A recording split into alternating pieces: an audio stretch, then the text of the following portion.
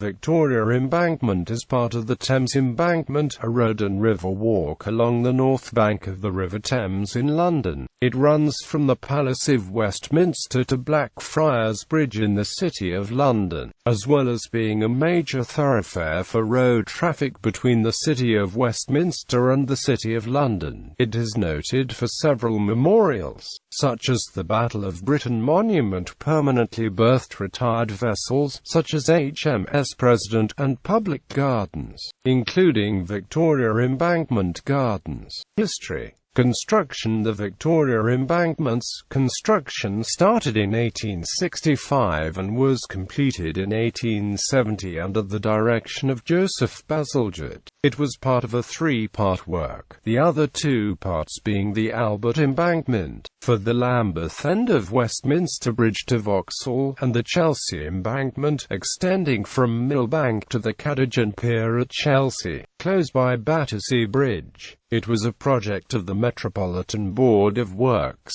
The contractor for the work was Thomas Brassey. The original impetus was the need to provide London with a modern sewerage system. Another major consideration was the relief of congestion on the Strand and Fleet Street. The project involved building out onto the foreshore of the River Thames, narrowing the river. The construction work required the purchase and demolition of much expensive riverside property. The cut-and-cover tunnel for the District Railway was built within the embankment and roofed over to take the roadway. The embankment was faced with granite and penstocks, designed to open at ebb tide to release diluted sewage when rainstorms flooded the system. Were built into them as a means of preventing backups in the drainage system and of periodically flushing the mud banks. At ground level, in addition to the new roads, two public gardens were laid out. One of these backs onto the government buildings of Whitehall, and the other stretches from Hungerford Bridge to Waterloo Bridge. The gardens contain many statues, including a monument to Bazalgette. The section of the gardens between Waterloo Bridge and Charing Cross Station also includes a large bandstand, where musical performances are given, and the 1626 Watergate of the former York House built for the first Duke of Buckingham. The Victoria section was the most complex of the three sections.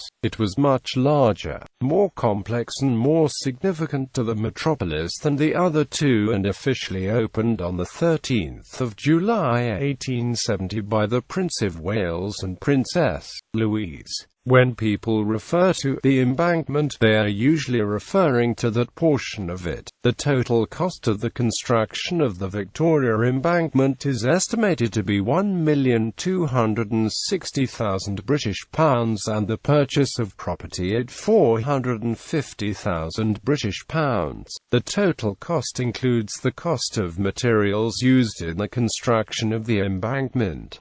Issues in construction. Construction of the Victoria Embankment proved to be difficult because of the grandness of it. Parliament was assured that 3 years would be ample time to complete the project, which did not hold to be true. They had an inadequate labour force, along with issues of the architect and property appraiser securing all the wharves and other property needed for access and storage in a timely manner. There was also difficulty in acquiring contract requirement to maintain access to steamboat landings at Westminster and Hungerford. In addition, time and money was lost in experimenting with a new type of cofferdam, a structure used to keep water out of the construction site, crucial for building along the tidal Thames. Electrification. In December 1878, Victoria Embankment became the first street in Britain to be permanently lit by electricity.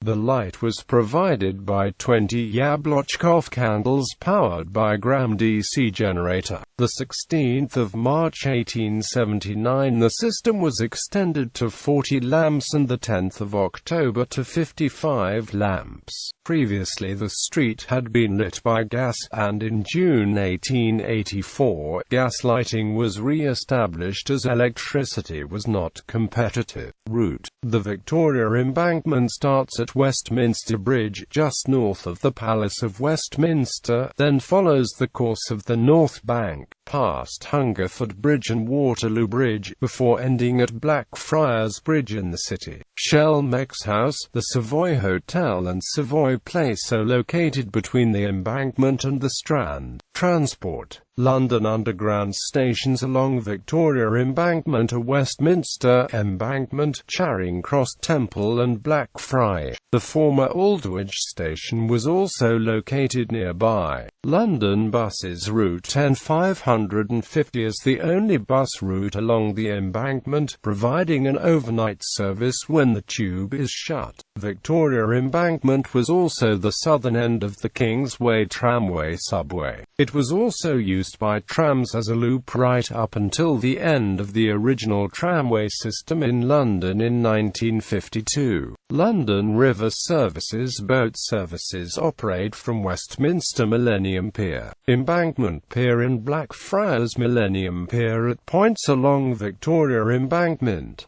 Pleasure cruises operate from Savoy Pier. London's east-west cycle superhighway, a curb-protected cycle track across London, is under construction along most of the Victoria Embankment. It is expected to open in spring 2016. Nature and the embankments. The construction of the embankments was about producing an ordered natural, keeping the Thames under control while accentuating its natural beauty at the same time. When the embankment was built, it acted as a fixed, ordered boundary between society, the land, and it regulated the liveliness of the Thames. The embankment was used literally and figuratively to keep society from nature, enclosed and tamed by embankment walls. When schemes of redesigning the city were created in the 17th century, involving the disciplining the Thames because incorporated and necessary in controlling nature. The Victoria Embankment housed part of the Metropolitan District Railway and part of the low-level sewer. The reasons for these boundaries on the Thames can be traced to accounts of the river being depicted as cleansed, protected and improved, a modern river. Embanking represented the assertion of the rights of the rational and cleansed social over the irrational and disordered natural, or a disciplining of the natural, incorporating the Thames into the city as an object of this control. The embankments were, most importantly, designed to be solid, a physical and firm divide between culture and nature, and a rigid enclosure of the water. Developing as the imperial city, the embankments were designed as a contribution to the appropriate and appropriately civilized cityscape for a prosperous commercial society. John Thwaites, the chair of the Metropolitan Board of Words, made note that the embankments were an important step in making London recognized as an exemplary imperial city, and that the embankments were the greatest public work to be taken in London. This imperial power was represented in the embankment's grandeur and could be seen in the way they controlled nature, linking the local experience of nature in London to the global rivalries of imperial powers. On the riverside, new steamboat piers and landing stairs were designed for river access. Above ground were tree-lined roadway and pedestrian walkways, surfaced with York paving stone and decorative gaslight posts from the top of the wall. Today, it is nearly impossible to make additional improvements along the Thames in London today, since the Victoria Embankment has since been extended below Blackfriars Bridge and the former docks and warehouses on either side of the river are now quickly being reconstituted as high-rent offices, blocks and flats. Notable sites. Ships permanently moored by Victoria Embankment include HMS President, HMS Wellington, and PS Tattershall Castle. Other notable attractions include the General Charles Gordon Memorial, Royal Air Force Memorial, National Submarine War Memorial, Battle of Britain Monument, Cleopatra's Needle and the modernistic Cleopatra's Kiosk.